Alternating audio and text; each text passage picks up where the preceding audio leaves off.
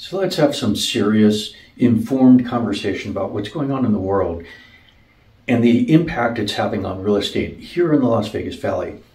I am Justin Miller with the Chong Miller Group. At the Chong Miller Group, we help people build wealth through real estate. We help people buy and sell homes here in the Las Vegas Valley.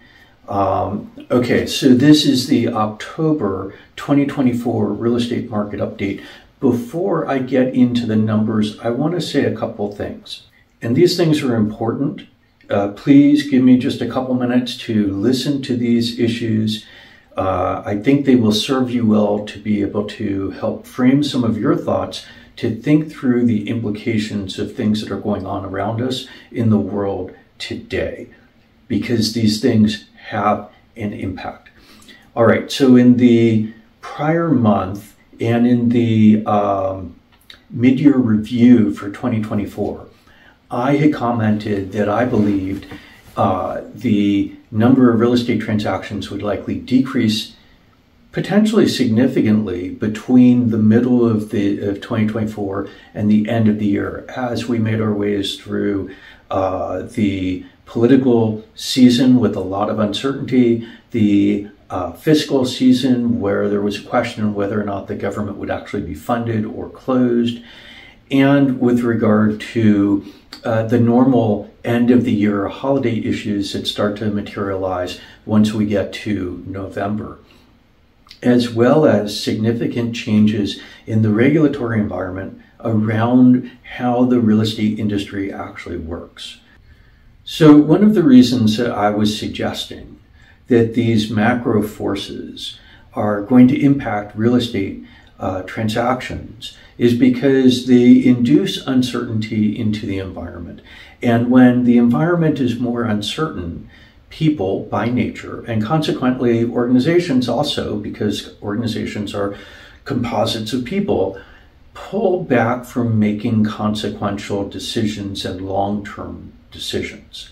They'd like to see how the environment is going to shake out before they actually commit to doing something.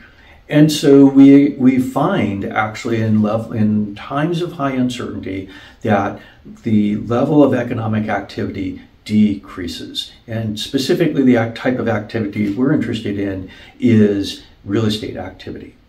So I had commented that we're going into this period of high uncertainty, activity will decrease, and that when we come out the other side of the uncertainty, we know what the outcomes are of the election. We know whether or not the government is funded, and agents start to learn more about the regulatory environment and behave more appropriately within the context of new regulations, that we would see transactions pick up, things return to normal.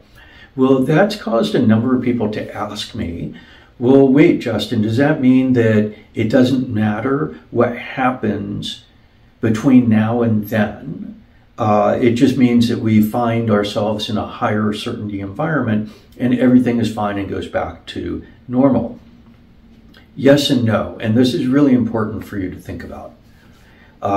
One, I'm not going to tell you who to vote for. You're adults, you can figure that out on your own.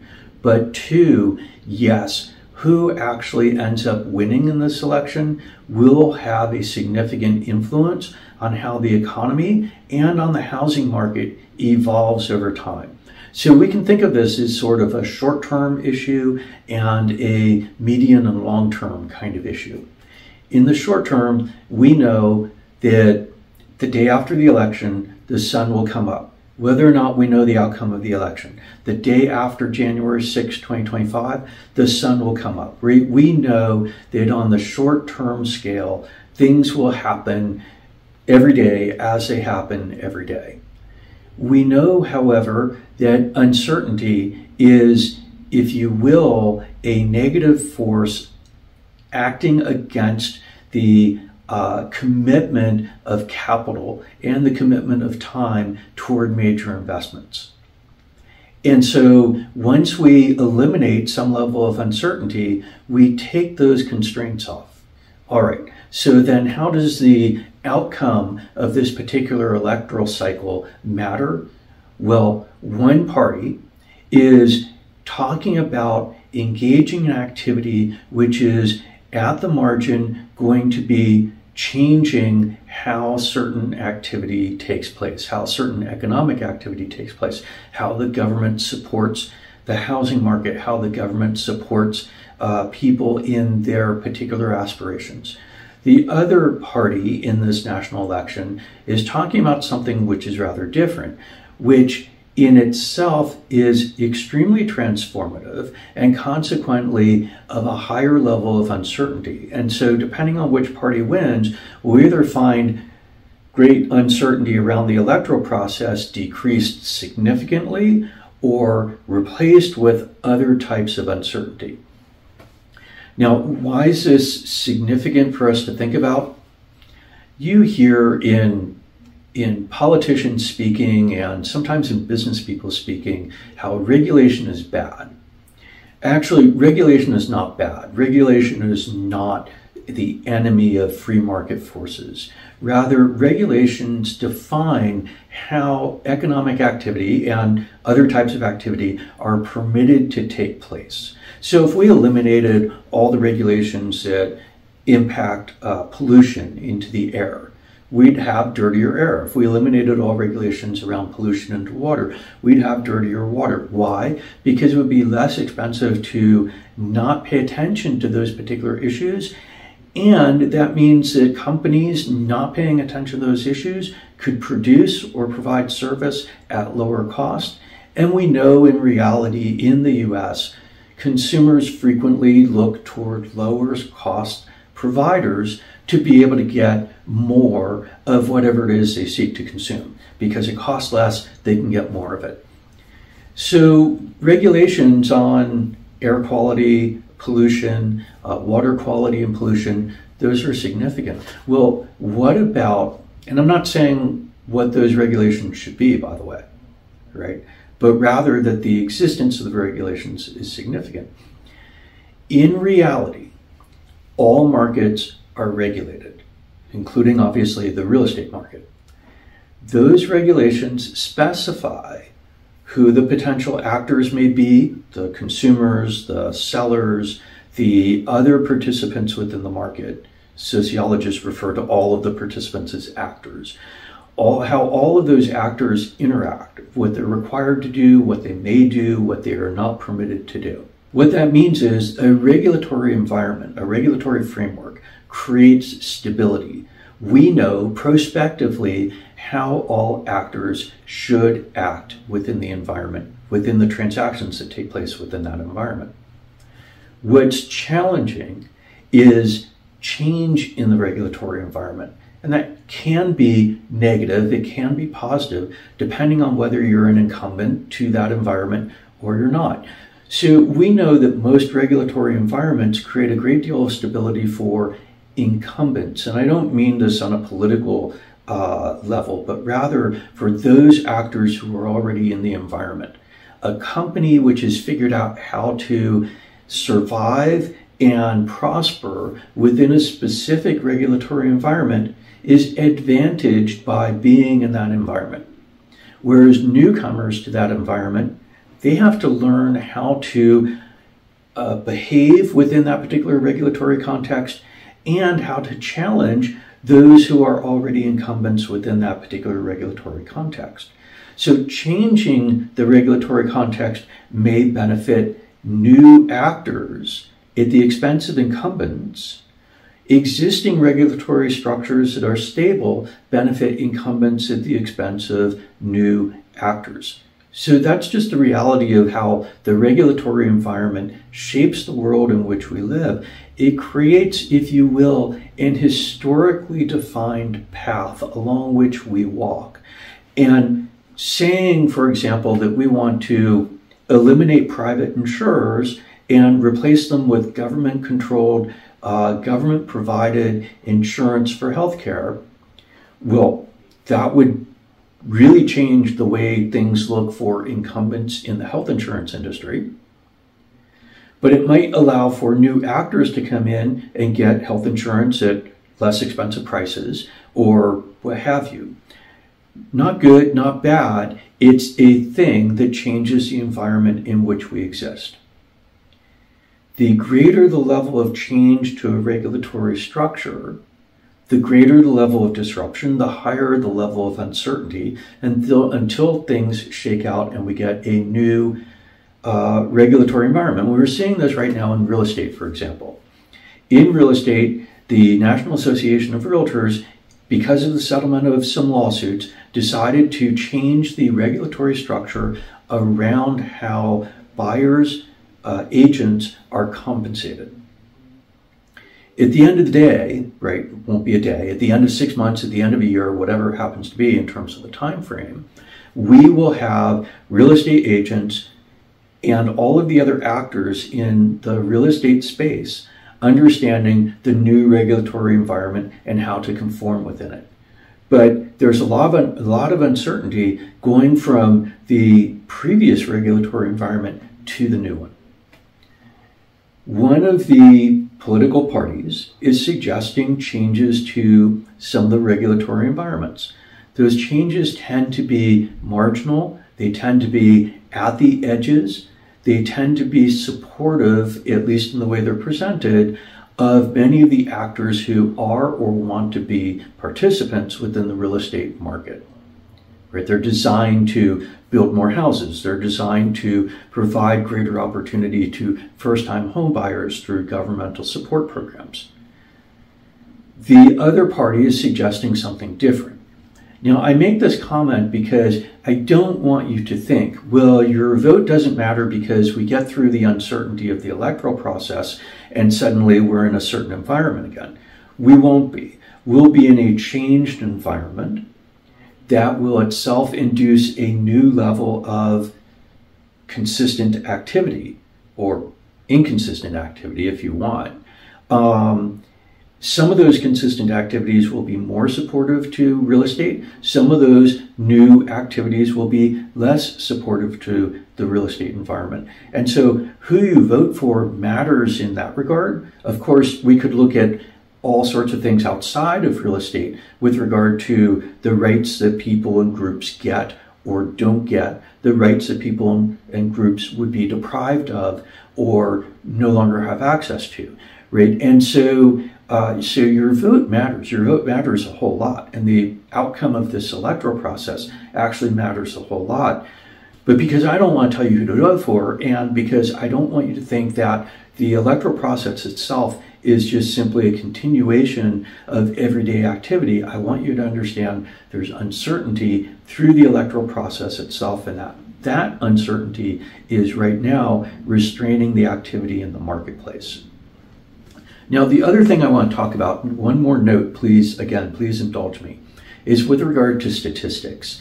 And those of you who have watched my videos for a long period of time know that I always pull the data on the 7th of the month so that I'm comparing data that are consistent across time, because the data sets themselves get cleaned, get updated, get new data into them every single day. And so if we look some months at the 28th and other months at the 2nd, we're going to have data that's very difficult to compare over time. So I pull the data every month on the 7th.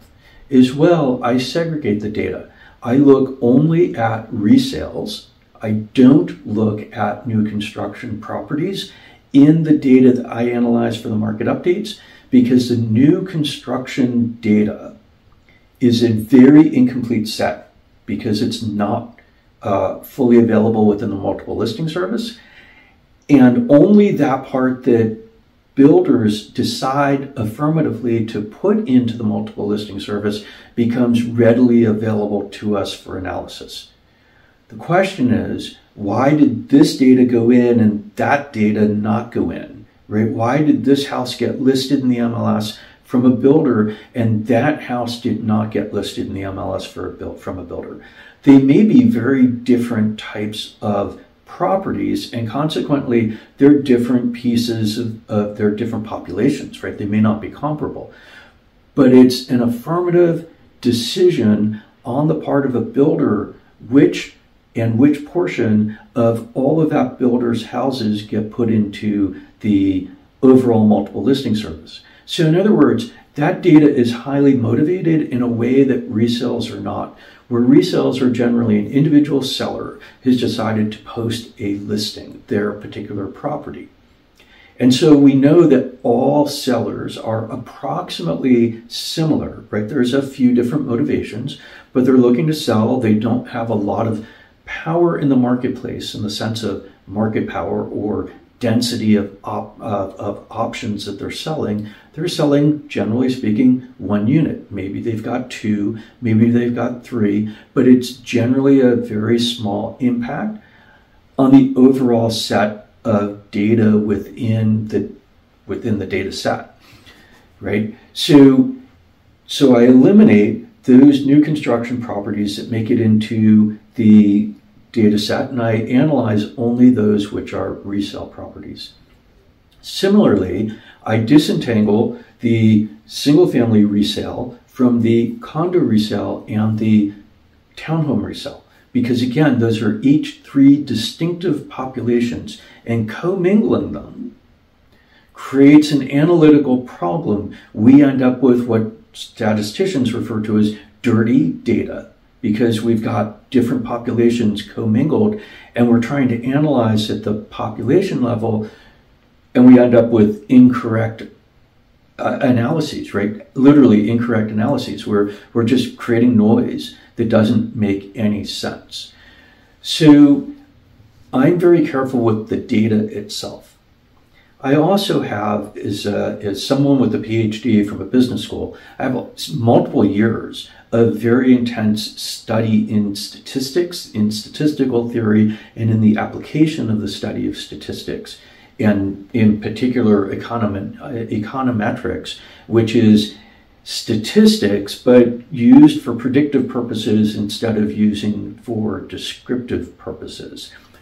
So when I give you some statistical information, I'm telling you stuff that's been properly coded, it's been properly analyzed, and I'm presenting it to you properly.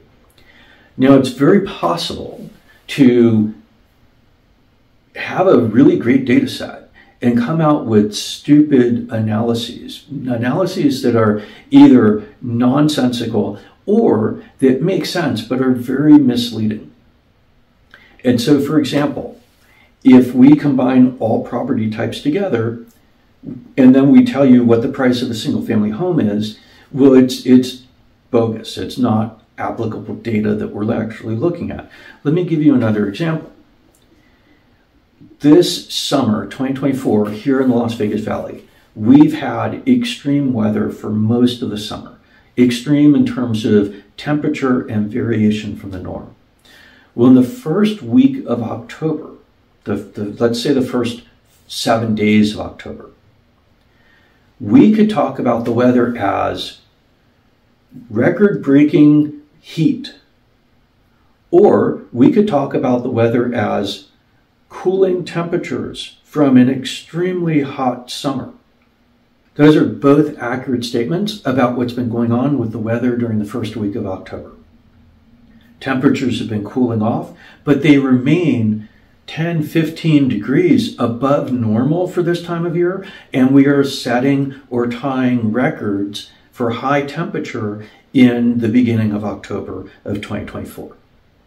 Well, which is meaningful in terms of the analytical statement. They're both meaningful, but they lead you in different directions. One is, we're cooling off. Oh, finally. The other is, we're just breaking records. Oh my gosh, it's still so hot. Right? These are contrary things. And unfortunately, not only are they contrary things, but the people who publish most of the analyses that take place out there, they use clickbait type extreme language in the headlines and sometimes even in the articles that they write or that they speak, the posts they make, the blogs that they talk into about these. Right? So we have significant cooling trend, or we have absolutely unbelievably hot weather in October. Right? By putting in these modifiers, as opposed to making them just factual statements, but giving them weighted value, we end up creating significant confusion among those who would like to actually be consumers of data. One is hottest ever on record. The other is we're entering into fall and temperatures are cooling.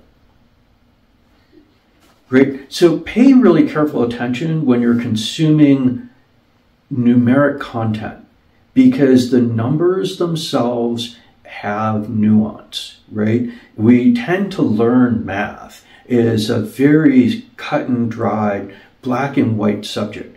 In reality, the analysis of numbers is very nuanced. It can be done badly, it can be done well, but even in the presentation then, the meaning takes on different forms depending on how we speak of it. So, all right, thank you for indulging me on my 2 notes. Now let's get into the real data and some of the reasons that I talk about why I've given you these introductory notes. The first that I look at, this is again the single family real estate market update for October of 2024, where I'm looking at the data mostly from the MLS, also supplemented from some other sources for September of 2024. I pull the data on the 7th of each month for comparability. The first data I always look at is price, because everyone likes to know what's going on with prices in the market. Now, some of those other people out there, actually all of them, including in the newspaper of record for here in Las Vegas, have been talking about record-breaking prices. They've also been talking about some other things, which we'll cover in a few minutes. Prices, $470,000.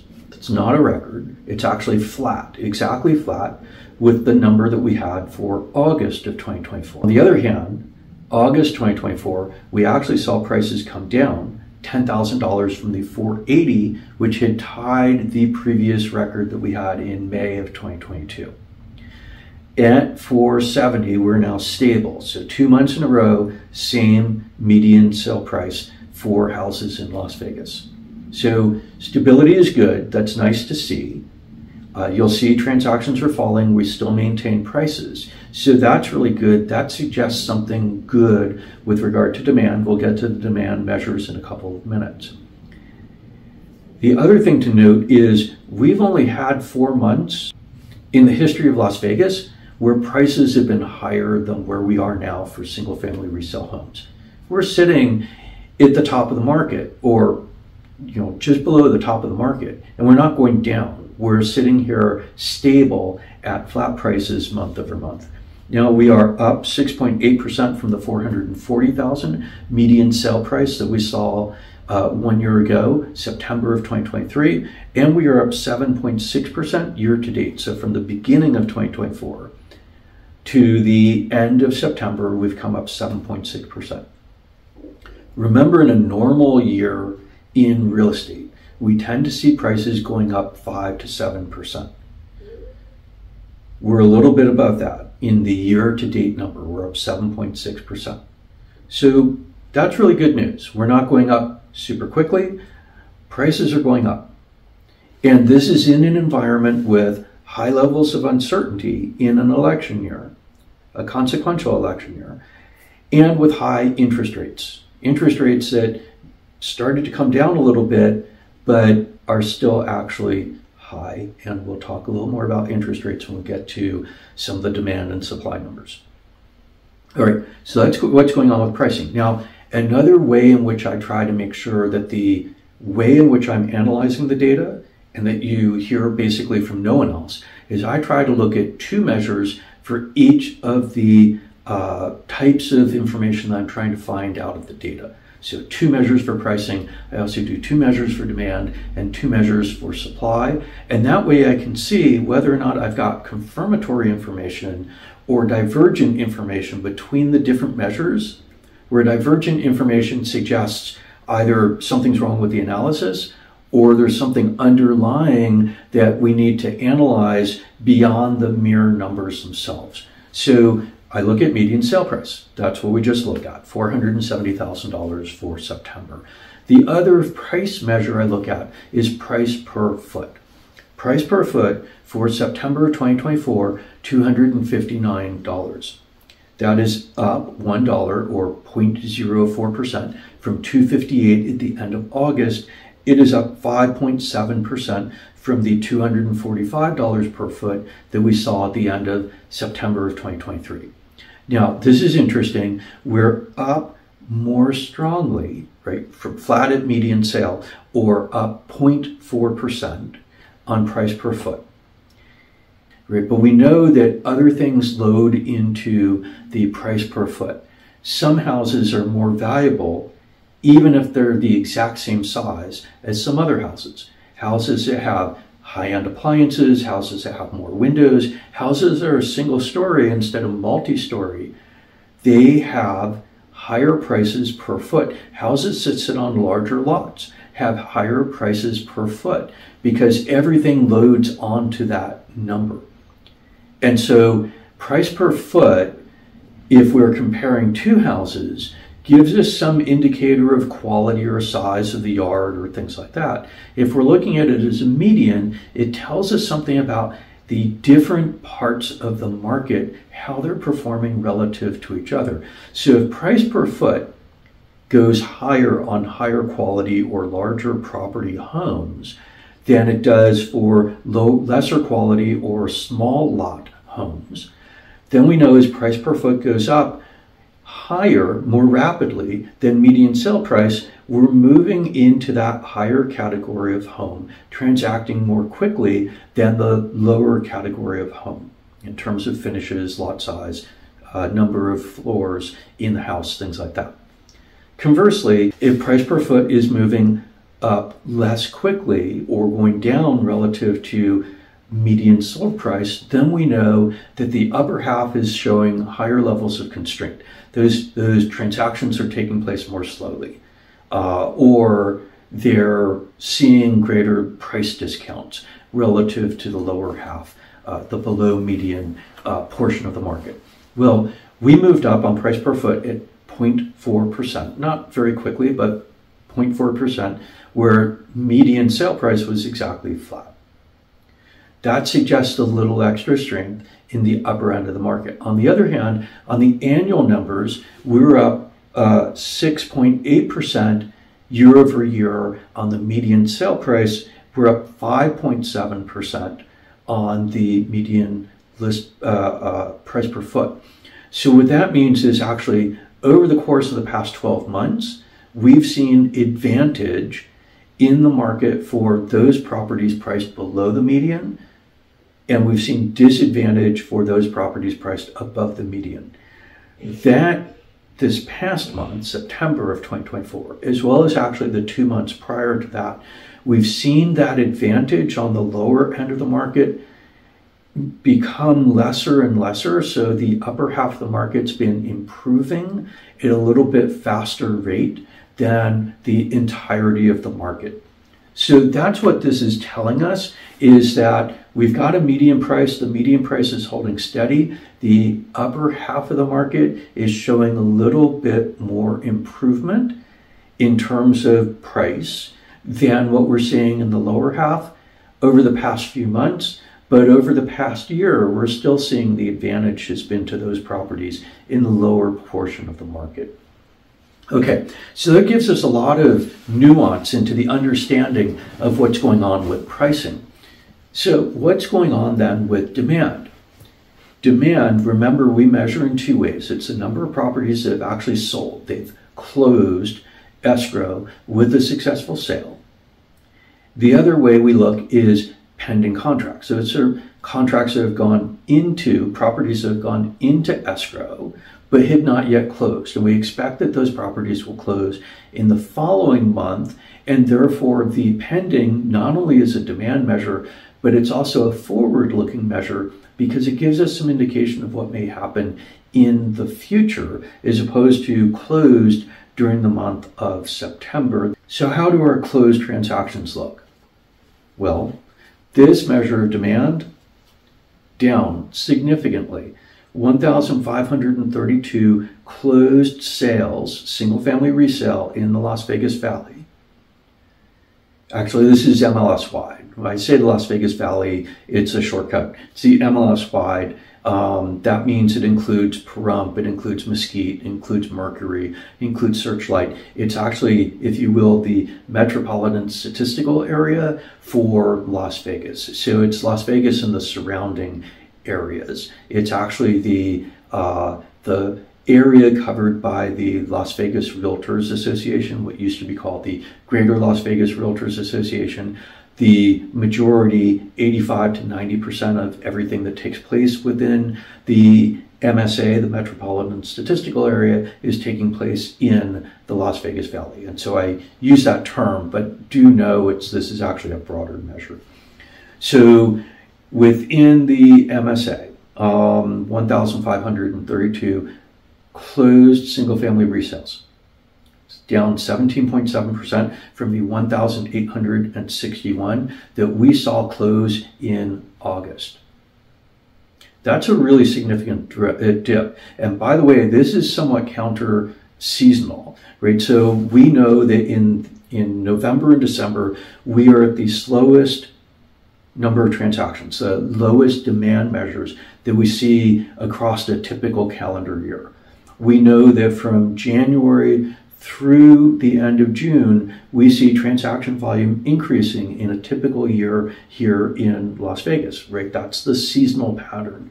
We then see July and August come down a little bit because people leave for vacations. It's too hot for some people to go out and look at properties.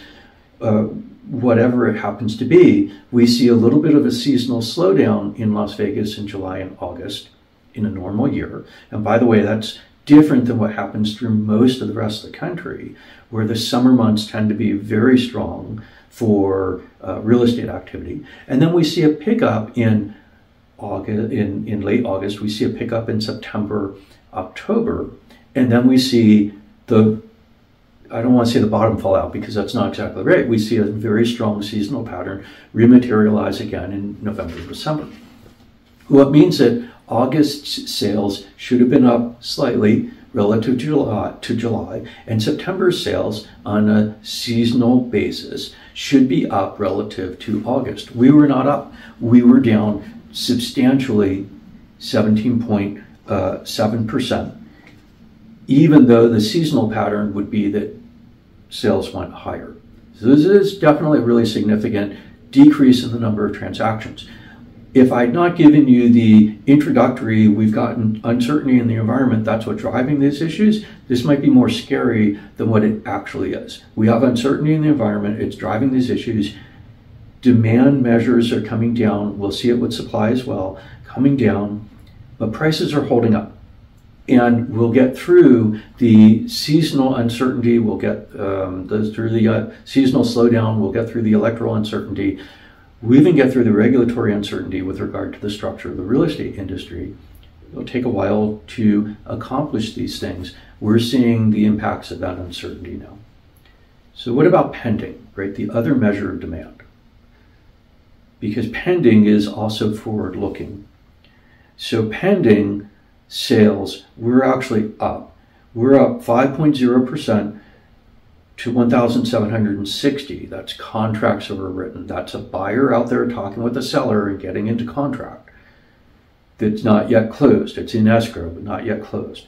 This is up from 1,676 or 5.0% that went into contract as pending contracts in August. So this is actually really good, encouraging news, is we went up on pending contracts. That's showing strength in demand.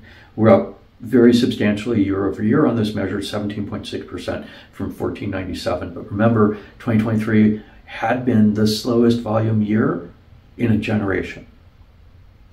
Because of uncertainty in the environment, 2024 is actually going to be a slower year, a lower volume year than what we saw in 2023. Just know that. That's how this is working out. Now, two things. With the exception of 2022 to 2023, the number 1760 on pending, this is the kind of number we would normally see in November and December. This is a really low number. That it went up 5%, that's great, but it's a really low number. The other thing to think about is there's only been 5 months in 2023 that had a higher number of pending transactions. That's how slow 2023 was. And we're slower now in 2024. Okay, now the other thing I want to point out is pendings at 1760, actually more than 200 higher than the sold number that we saw for the same month. So this is actually really encouraging that we could see a significant increase, in sales in the October numbers. So looking forward, projecting forward from this higher pending number. What's driving that? Well, one is the seasonal pattern is we actually should be stronger on sales in October than we are in September. We're contrary to seasonal patterns with lower in September than August, but we could be appropriate with seasonal patterns in October. The other thing is interest rates came down potentially significantly in the month of September. Now, the Federal Reserve cut the Fed funds rate, the policy interest rate, by 50 basis points or 0.5% in September on the 18th. Going toward that date, we saw the mortgage interest rates coming down, actually coming below 7%, going below 6.5%. Unfortunately, we've seen the mortgage interest rates, instead of continuing to move down because the policy rate moved down, we've seen speculation in the mortgage-backed securities market that's pushed mortgage interest rates back up. And so last week and the week prior, we actually saw in the Mortgage Bankers Association, the MBA data, we've seen a number of new loan applications for purchases going down. So that's kind of interesting. So we saw in the beginning of September very encouraging interest rates. In the second half of September, first part of October, we've seen some discouraging information with regard to mortgage interest rates. So we'll see how this plays out. Is a general statement, mortgage interest rates are coming down, and is a general statement, as interest rates come down, that's great news for the housing market. It means it's less expensive to buy any particular property at a specific price. That's good for buyers. It's good for sellers as well, because most sellers actually also find a replacement property and buy that replacement property. And approximately 3/4 of people who interact in the real estate market are interacting with a mortgage. So yes, you've got something between 20 and 30% on any particular month are paying cash, but that means that 70 to 80% are using a mortgage for their purchase activity. So mortgage interest rates are very consequential to us. And as mortgage interest rates come down, that's great news. That makes housing, any specific house, more affordable at a particular price. But we have all of these uncertainty headwinds, and that's impacting us. And so if this had been taking place in February, the lower interest rates would be boosting the market dramatically. This is taking place now in September, October, with significant uncertainty headwinds and some speculation in the mortgage-backed securities market, which are pulling mortgage-backed or mortgage interest rates a little bit higher again. And so this is having a subdued impact on a number of transactions. For example, a lot of buyers may say, well, wait, this week mortgage interest rates have back up, but I know that mortgage interest rates are generally coming down.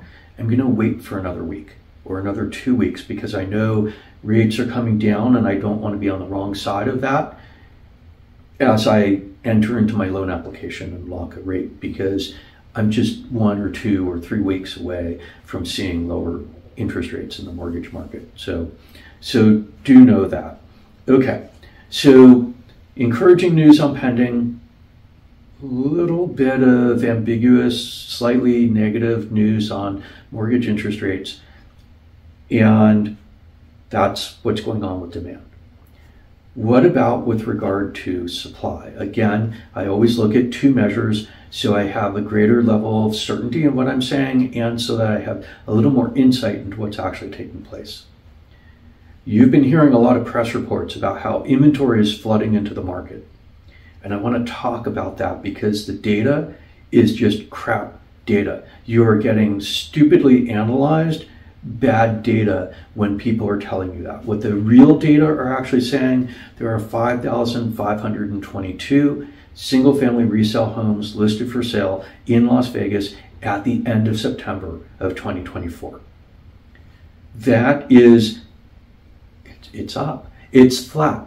It's flat from the 5,518 that were listed at the end of August of 2024. It's up 4 single-family resale homes. That's it. It's flat. There's no flooding of inventory. I was looking at an article the other day.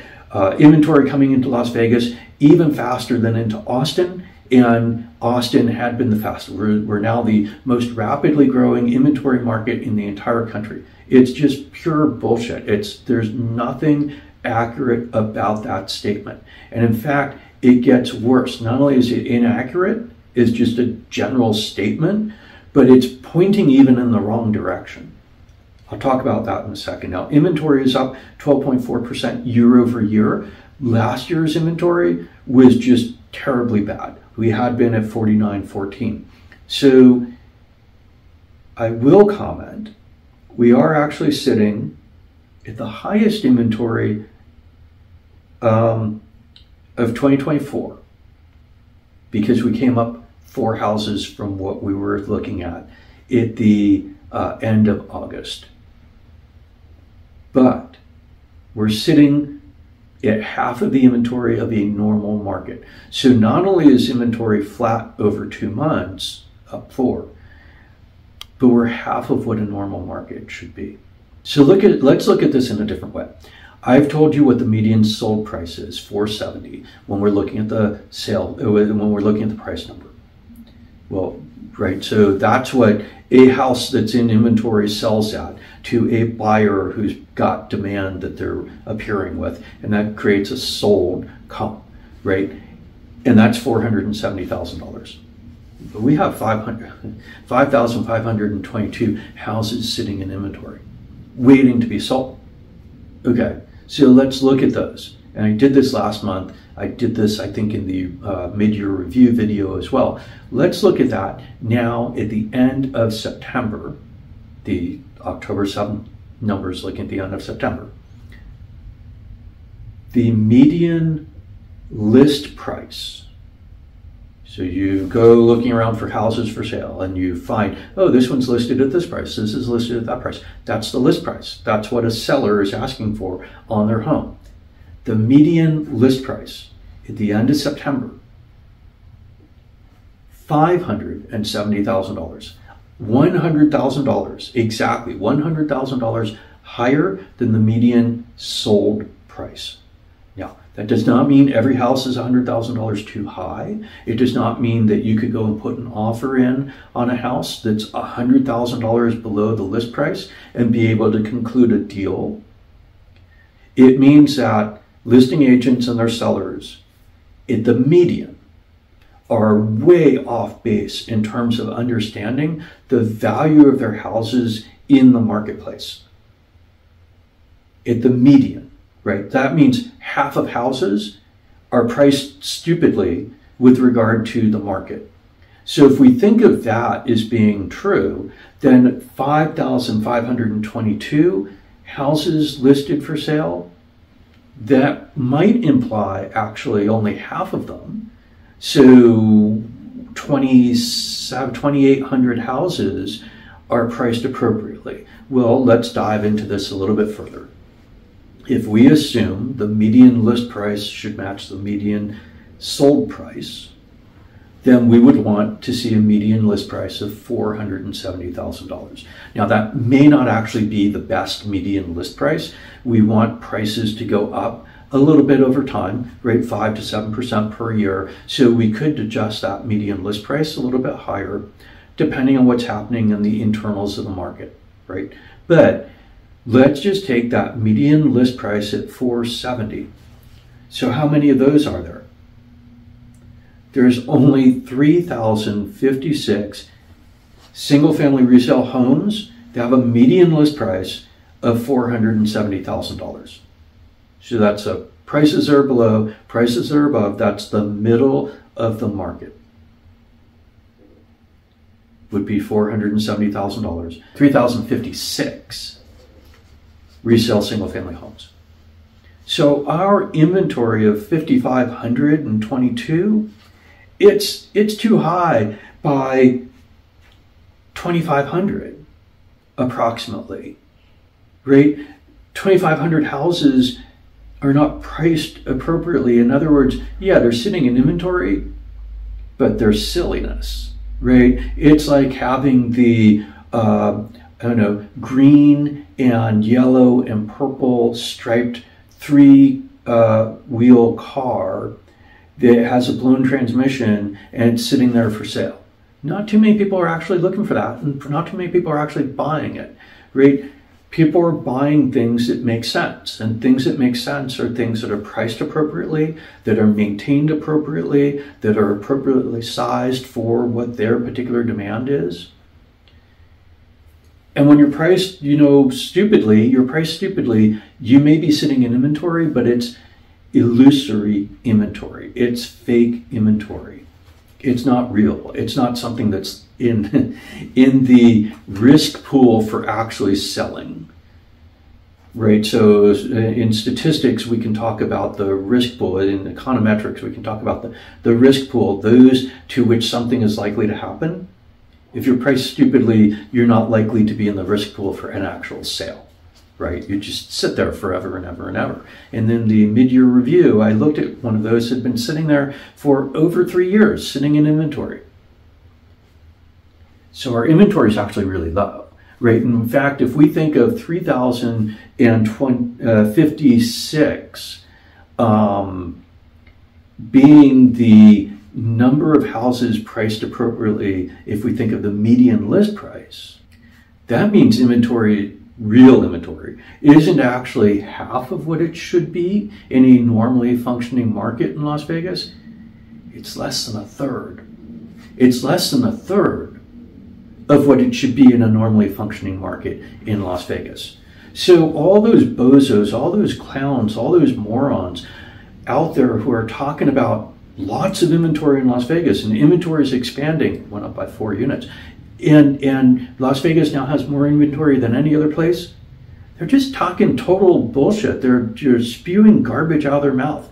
Don't bother listening to them. They don't have any idea what the proper data are. They don't have any idea how to appropriately analyze the data, and they're not even trying to talk to you accurately or honestly about the data. They're just trying to say stuff so that they get their names in the press or their picture on TV or whatever it happens to be. It's just total bullshit. Don't listen to that crap. You will injure yourself listening to that stuff, besides just simply wasting your time. It's junk. It's truly junk. All right, so there's another measure of supply that we look at. Right, again, I like to look at 2 different measures of each of these things: price, demand, and supply. The 2 measures helps to provide an understanding that we're actually looking at things properly, because they tell the same story or they don't, and they give us nuance to understand maybe more about the internals of the market, what's going on around us. So the second measure of supply that I look at is the newly listed resale, in this instance, single-family homes that have just come into the market. Over the past month, there were newly listed resale homes that were just listed. This is a seller has made a commitment. I want to sell. I hadn't been listed before, like before September. I want to sell, and I'm listing my property now for sale. I know the current environment with regard to uncertainty, with regard to interest rates, et cetera, and I'm committing now. I want to sell. That's what newly listed resale homes are. Okay? That number, 2,712. That's down. That's down 12.7% from the 3,105 that we saw newly listed in the month of August. It is up year over year, right? Again, last year, very low inventory. So that number had been 2313 last year. This number, 2712, is a big drop. It's with lower interest rates, right? Interest rates had come down substantially, although backed up a little bit over the latter half of the month. But interest rates have come down substantially. Sellers are still not entering this market, right? Inventory is flat and newly listed. New sellers saying, I want to enter this market and sell my home now. They're not materializing at the types of numbers that we would expect to see in a normally functioning market, in a market that seasonally would be looking for new listings at this time, and in a market where interest rates are coming down. Uncertainty, in other words, is trumping, sorry to use the term, is overwhelming the lower interest rates on the demand side, which sold, although we saw an improvement in pending. It's overwhelming the supply side with inventory, and we actually saw newly listed come down. That means the inventory problem will get worse next month. It'll get worse through the remainder of the year due to normal seasonal patterns, and again, the significant level of uncertainty in the housing market. We will be starting 2025 with really low inventory. What happens in a market that has demand, solds took place, and pendings went up? When supply goes down, prices go higher, right? We saw stable prices in September. Prices are not going down. They may go higher in October. They may stay stable again. They may fluctuate slightly and go down $1,000.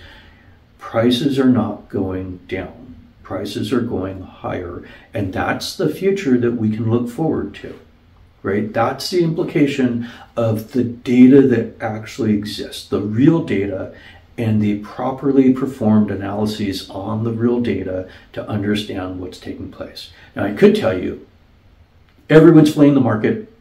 Inventory is just collapsing. Buyers are running around with their heads cut off looking for things to buy. And prices are going to the moon, right? I could use those spectacularly adverbed descriptions in my comments, but that's not very helpful to you.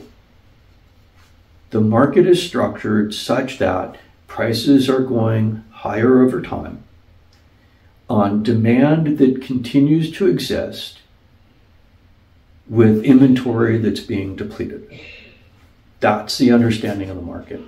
Now, one other statistic that I give you every month and have been for the past couple of years, and that is back on market. 630 contracts failed in September of 2024. That is 29.1% of contracts failed. Now, my fear is this number is going to go up. Actually, it came down a little bit in September relative to where it has generally been over the past few years. We're at 3 times what we should be. So it's not a big movement, but I'm fearful that this number is going to grow because of the changed regulatory environment in real estate is making it harder for appraisers to do a good job.